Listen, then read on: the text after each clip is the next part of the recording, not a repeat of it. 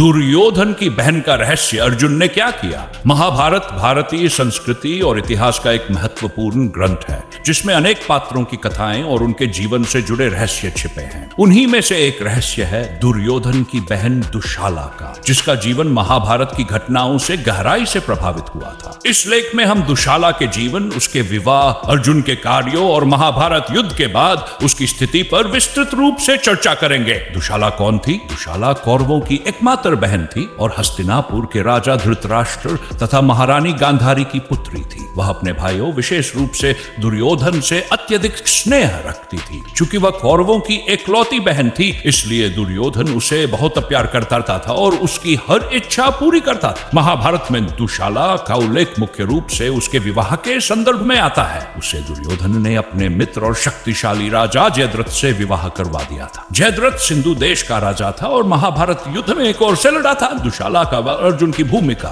दुर्योधन ने अपनी बहन दुशाला का विवाह जयद्रथ से करवा दिया। जयद्रथ एक शक्तिशाली राजा, लेकिन उसका चरित्र संदिग्ध था। वह अहंकारी और अभिमानी था और इसी कारण उसने द्रौपदी के अपहरण का प्रयास किया था। जब पांडव वनवास में थे, तब जयद्रथ ने एक बार द्रौपदी को अकेला देखकर उसका अपहरण करने की कोशिश की, लेकिन पांडवों को जैसे ही इसका पता चला, अर्जुन और भीम ने जयद्रथ का पीछा किया और उसे हरा दिया।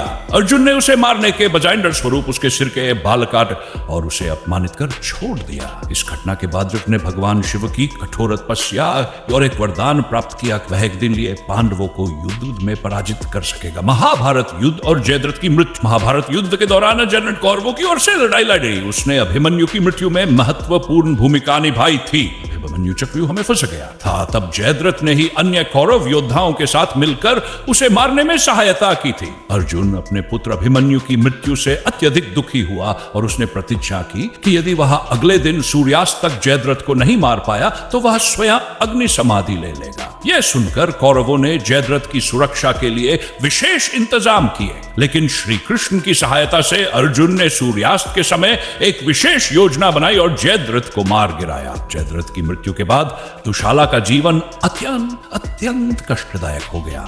वह एक विधवा के रूप में अपने राज्य में रह गई और उसे अपने पति के वध का अत्यधिक। महाभारत युद्ध के बाद दुशाला की स्थिति। महाभारत युद्ध के अंत में जब पांडवों ने कौरवों को पराजित कर दिया, तब दुशाला का राज्य भी पांडवों के नियंत्रण में आ गया, किंतु पांडवों ने दुशाला को कष्ट नहीं पहुंचाया। विशेष रूप से अर्जुन और युधिष्ठिर ने दुशाला के प्रति सम्मानजनक व्यवहार रखा। कुछ कथाओं के अनुसार जब अर्जुन अश्वमेध यज्ञ के दौरान अपने घोड़े के साथ सिंधु देश पहुंचे, तब दुशाला ने उनसे युद्ध न करने की प्रार्थना की। अर्जुन ने उसकी विनती स्वीकार कर ली और उसे शांति से रहने दिया। इससे यह स्पष्ट होता है कि अर्जुन ने दुशाला के प्रति कभी भी कोई द्वेष नहीं रखा। दुशाला महाभारत की एक महत्वपूर्ण किंतु कम चर्चित पात्र थी। वह एक बहन, पत्नी और मां के रूप में कई कठिन परिस्थितियों से गुजरी। उसके पति जयद्रथ की मृत्यु अर्जुन के हाथों हुई, लेकिन अर्जुन ने उसके प्रति कभी कोई द्वेष नहीं रखा। महाभारत युद्ध के बाद भी अर्जुन ने दुशाला के राज्य को क्षति नहीं पहुंचाई और उसे सम्मान दिया। दुशाला की कहानी यह सिखाती है कि युद्ध और सत्ता की राजनीति में स्त्रियों को